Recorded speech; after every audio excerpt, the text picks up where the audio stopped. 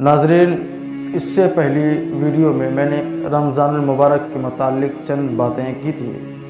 پانچویں خصوصی کرم آج بیان کرنے کی جسارت کروں گا۔ حضرت سیدنا جابر بن عبداللہ رضی اللہ تعالی عنہ سے روایت ہے کہ رحمت للعالمین صلی اللہ تعالی علیہ وسلم کا فرمان ذیشان ہے، میری امت کو ماہ رمضان میں 5 چیزیں ایسی عطا کی گئیں جو مجھ سے پہلے کسی نبی کو نہ ملی۔ سبحان اللہ۔ یہ 5 ایسے خصوصی کرم ہیں، کیا کیا ہیں سنیں۔ پہلی کہ جب رمضان المبارک کی پہلی رات ہوتی ہے تو اللہ عز و جل ان کی طرف رحمت کی نظر فرماتا ہے، اور جس کی طرف اللہ تعالی نظر رحمت فرمائے اسے کبھی بھی عذاب نہ دے گا۔ نمبر 2، دوسری یہ کہ شام کے وقت ان کے منہ کی بو جو بھوک کی وجہ سے ہوتی ہے اللہ تعالی کے نزدیک مشک کے خوشبو سے بھی بہتر ہے۔ سبحان اللہ۔ نمبر 3، تیسرے یہ کہ فرشتے ہر رات اور دن ان کے لیے مغفرت کی دعا کرتے رہتے ہیں۔ سبحان اللہ۔ چوتھا یہ کہ اللہ تعالی جنت کو حکم دیتے ہوئے ارشاد فرماتا ہے، میرے نیک بندوں کے لیے مزین یعنی آراستہ ہو جاؤ، ان قریب وہ دنیا کی مشقت سے میرے گھر اور کرم میں راحت پائیں گے۔ سبحان اللہ عز و جل۔ پانچواں یہ کہ جب ماہ رمضان کی آخری رات آتی ہے تو اللہ تعالی سب کی مغفرت فرما دیتا ہے۔ قوم میں سے ایک شخص کھڑا ہوا، عرض کی، یا رسول اللہ صلی اللہ علیہ وسلم، کیا یہ لیلۃ القدر ہے؟ ارشاد فرمایا، نہیں۔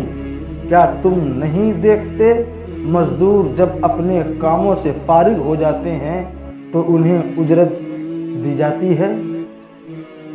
حضرت سیدنا ابو ہریرہ رضی اللہ تعالیٰ عنہ سے مروی ہے، حضور پرنور شافع یوم النشور صلی اللہ علیہ وسلم کا فرمان پرسرور ہے، 5 نمازیں اور جمعہ اگلے جمعہ تک اور ماہ رمضان اگلے ماہ رمضان تک گناہوں کا کفارہ ہیں جب تک کہ کبیرہ گناہوں سے بچا جائے۔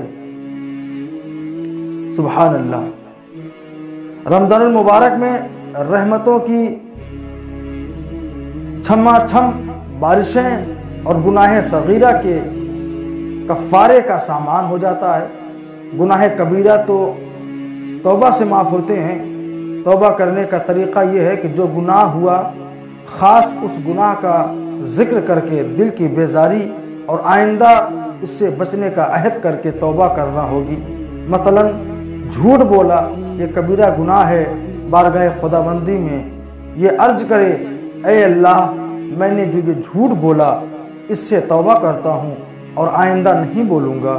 توبہ کے دوران دل میں جھوٹ سے نفرت اور آئندہ نہیں بولوں گا یہ کہتے وقت دل میں یہ ارادہ ہو جو کچھ کہہ رہا ہوں ایسا ہی کروں گا، جب ہی توبہ ہے۔ اگر بندے کی حق تلفی کی ہے تو توبہ کے ساتھ ساتھ اس بندے سے معاف کروانا بھی ضروری ہے۔ ماہ رمضان کے فضائل سے کتب احادیث مالا مال ہیں۔ رمضان المبارک میں اس قدر برکتیں اور رحمتیں ہیں کہ ہمارے پیارے آقا علیہ السلام نے یہاں تک ارشاد فرمایا، اگر بندوں کو معلوم ہوتا کہ رمضان کیا ہے تو میری امت تمنا کرتی کاش پورا سال رمضان ہی ہوتا۔ سبحان اللہ۔ حضرت سیدنا سلمان فارسی رضی اللہ تعالیٰ عنہ فرماتے ہیں کہ محبوب رحمان رحمت للعالمین مکی و مدنی سلطان صلی اللہ علیہ وسلم نے ماہ شعبان کے آخری دن بیان فرمایا، اے لوگو تمہارے پاس عظمت والا برکت والا مہینہ آیا، وہ مہینہ جس میں ایک رات ایسی بھی ہے جو 1000 مہینوں سے بہتر ہے۔ اس ماہ مبارک کے روزے فرض کیے اور اس کی رات میں قیام تطوع یعنی سنت ہے، جو اس میں نیکی کا کام کرے تو ایسا ہے جیسے اور کسی مہینے میں فرض ادا کیا، اور اس میں جس نے فرض ادا کیا تو ایسا ہے جیسے اور دنوں میں 70 فرض ادا کیے۔ یہ مہینہ صبر کا ہے اور صبر کا ثواب جنت ہے، اور یہ مہینہ مواسات یعنی غمخواری اور بھلائی کا ہے، اور اس مہینے میں مومن کا رزق بڑھایا جاتا ہے۔ جو اس میں روزہ دار کو افطار کروائے اس کے گناہوں کے لیے مغفرت ہے، اور اس کی گردن آگ سے آزاد کر دی جائے گی، اور اس افطار کروانے والے کو ویسا ہی ثواب ملے گا جیسے روزہ رکھنے والے کو ملے گا، بغیر اس کے کہ اس کے اجر میں کوئی کمی نہ ہو۔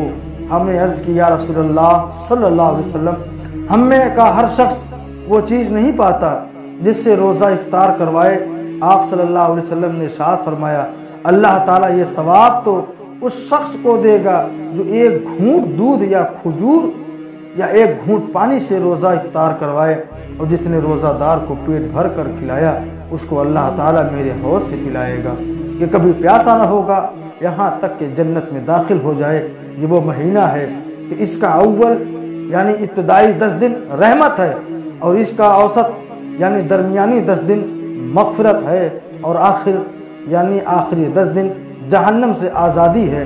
جو اپنے غلام پر اس مہینے میں تخفیف کرے یعنی کام کم لے، اللہ تعالیٰ اسے بخش دے گا اور جہنم سے آزاد فرما دے گا۔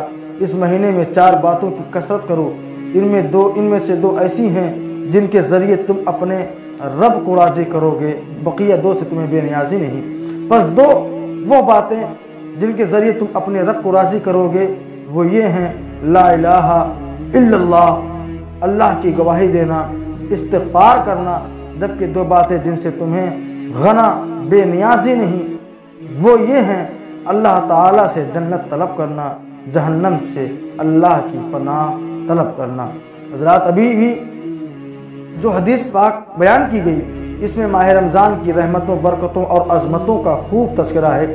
اس ماہ مبارک میں کلمہ شریف زیادہ تعداد میں پڑھ کر استغفار یعنی بار بار توبہ کے ذریعے اللہ کو راضی کرنے کی سعی کرنی ہے، اور ان 2 باتوں سے تو کسی صورت میں بھی لاپرواہی نہیں کرنی ہے، یعنی اللہ تعالیٰ سے جنت میں داخلہ اور جہنم سے اس کی پناہ زیادہ التجائیں کرنی ہے۔ اللہ تعالیٰ کی بارگاہ میں دعا ہے، مولا ہم تمام مومنین اور مومنات کو آخرت کے دن جنت عطا فرما اپنے حبیب کے صدقے، اور جہنم سے اپنے حبیب کے صدقے سے ہمیں محفوظ و مامون فرما۔